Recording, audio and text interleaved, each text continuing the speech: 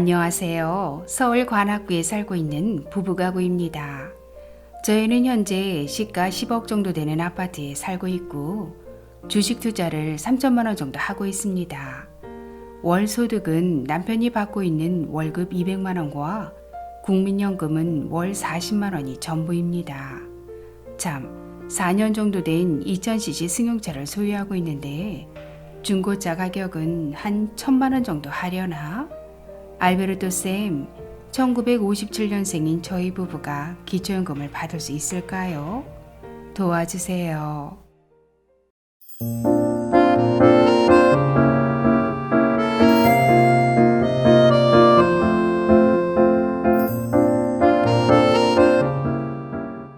안녕하셨습니까? 행복한 인생의 막 알베르토입니다. 오늘은 서울 관악구의 10억 원 아파트에 사시는 의뢰인 부부께서 과연 기초연금을 받으실 수 있을지 아주 쉽게 설명해 드리겠습니다.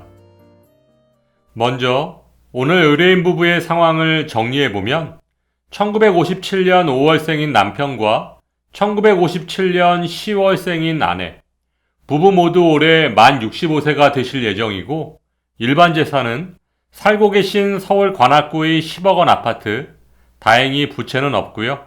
금융재산은 주식투자금 3천만 원, 소득은 남편의 근로소득 200만 원과 국민연금 40만 원이 있습니다. 2022년 현재 소유하고 계신 아파트의 시가 표준액이 시가의 50%라는 전제하에 오늘 의뢰인 부부께서 기초연금을 받으실 수 있을지 계산해 보겠습니다. 2022년 현재 기초연금은 소득 인정액이 단독가구 180만원, 부부가구 288만원 이하면 단독가구는 30만 7,500원, 부부가구는 49만 2천원까지 받으실 수 있는데요. 먼저 소득 인정액을 구하는 공식은 소득평가액 플러스 재산의 소득 환산액입니다. 소득은 평가하고 재산은 소득으로 환산해서 더하겠다는 얘기인데요. 먼저 소득평가액을 구해보겠습니다. 오늘 의뢰인 부부의 소득은 남편 근로소득 200만원과 국민연금 40만원이 있으십니다.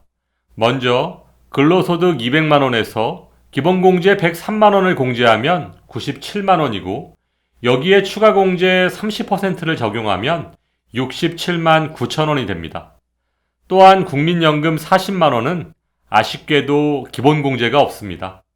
그러면 이제 근로소득 67만 9천원과 국민연금 40만원을 더하면 107만 9천원. 오늘 의뢰인 부부의 소득평가액은 107만 9천원입니다.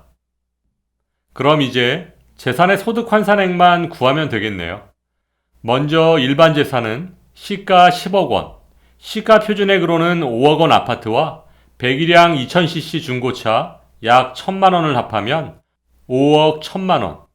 여기에 지역별 기본공제, 대도시 기준 1억 3,500만 원을 공제하면 3억 7,500만 원입니다.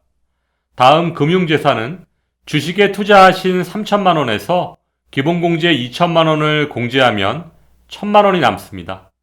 그럼 이제 일반 재산 3억 7천만 원에 금융재산 1,000만 원을 더하면 3억 8,500만 원이고 여기에 소득환산율 4%를 곱하면 1,540만 원.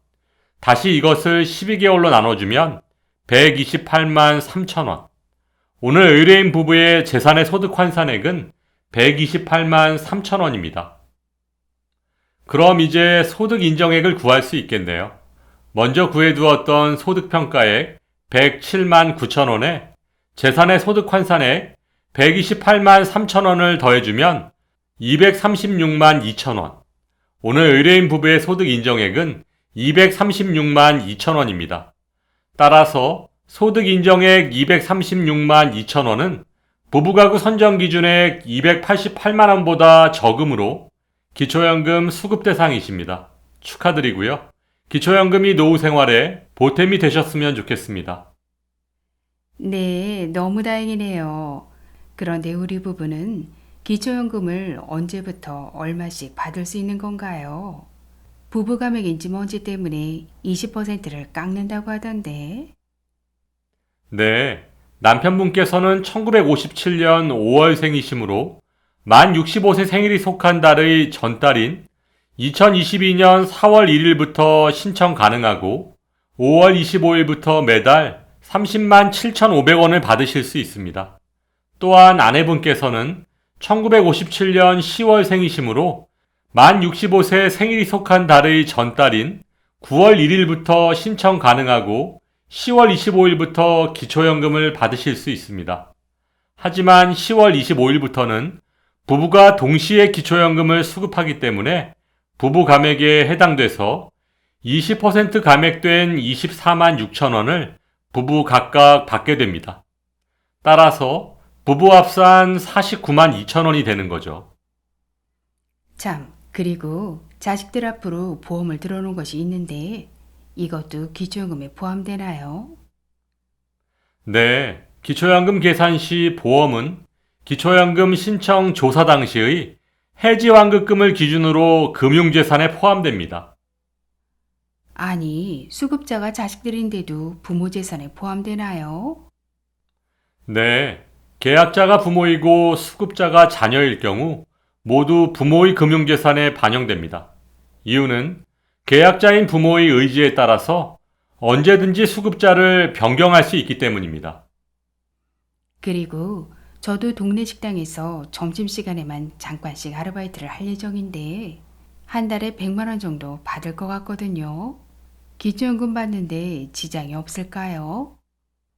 네, 앞에서 말씀드린 것처럼 기초연금에는 기본공제 103만 원과 추가공제 30%를 부부 각각 적용받으실 수 있습니다.